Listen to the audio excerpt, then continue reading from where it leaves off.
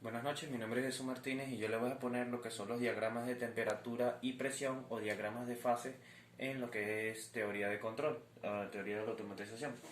El diagrama de fase o diagrama de presión y temperatura es uno de los diagramas de PVT o diagrama de presión, volumen y temperatura. Son diagramas que son utilizados para saber el comportamiento de las sustancias puras que existen aquí en el planeta, para poder saber el comportamiento cuando una de estas variables se cambia.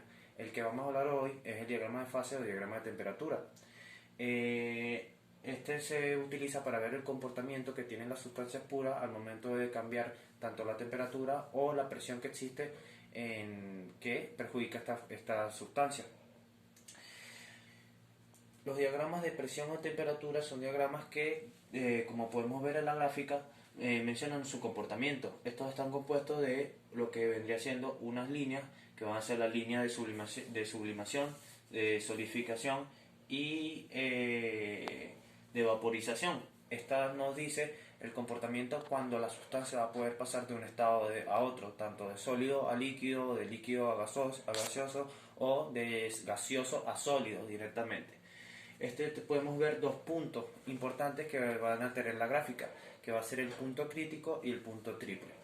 El punto triple es el punto que menciona cuando la sustancia coexiste en los tres estados al mismo tiempo. Es el punto donde la sustancia va a poder ser sólido, líquido y gaseoso a la misma vez. Y tenemos el punto, es el punto triple. Y tenemos el punto crítico. El punto crítico es aquel punto donde más allá de la sustancia se vuelve supercrítica o no puede ser controlable. Una sustancia supercrítica es una sustancia que es tanto líquida y gaseosa al mismo tiempo. Como sustancias supercríticas podemos ver, por ejemplo, el hidrógeno, el nitrógeno, que nitrógeno líquido, que es tanto gaseoso como líquido al mismo tiempo. Podemos ver la línea de sublimación, la evaporación y la de solidificación. También tenemos varias zonas de la gráfica que van a ser separadas por estas líneas. La zona del sólido, que esta nos va a mencionar cuando la sustancia pura va a ser sólida.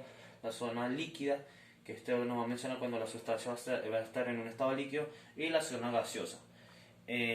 Por ejemplo, las curvas que podemos ver aquí, la que separa el estado sólido y el gaseoso, es la curvatura de sublimación, que es cuando la materia pasa de un estado gaseoso, de sólido a gaseoso, directamente sin pasar por un estado líquido. De sólido a líquido es la de solidificación y y de líquido a gaseoso, que es la de evaporación. En conclusión, los diagramas de fase son útiles para saber el comportamiento que tienen las sustancias puras al momento de cambiar una de las variables que que se existe de temperatura o presión. Un ejemplo muy importante que se puede dar es, por ejemplo, cuando tenemos agua en una jeringa y nosotros tapamos la entrada de la jeringa y jalamos la jeringa. Estamos cambiando la presión que existe dentro de la jeringa y se crea una burbuja. Realmente lo que está pasando en ese estado es que el líquido que está dentro de la jeringa se está hirviendo. Esto porque estamos cambiando la presión, que vendría siendo la presión atmosférica, la estamos cambiando a una presión más alta. Entonces, por esto tiende a hervir más rápido o a evaporarse. Bueno, eso sería todo. Muchas gracias. Hasta luego.